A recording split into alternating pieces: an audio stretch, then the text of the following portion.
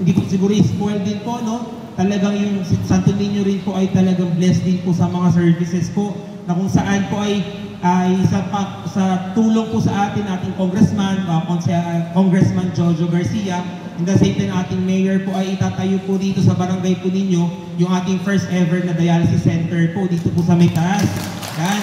So syempre talaga po makakatulong po dun sa mga kabarangay po natin, at the same time po yung sa mga iba pong mga nangangailangan po ng tulong patungkol po dun sa panghihingi ng mga dialysis assistance po natin. So talagang busog, at the same time po lahat ng mga service po na makukuha po natin sa baba ay iaangat po natin dito po sa barangay po natin para hindi na po tayo mahihirapang bumaba po, no? Na hindi po tayo magta-tricycle pa pababa or kung ano pong means of transportation po natin para ma-access po yung mga services po na makukuha lang po natin dun sa ating populasyon or dun sa ating baba lang po.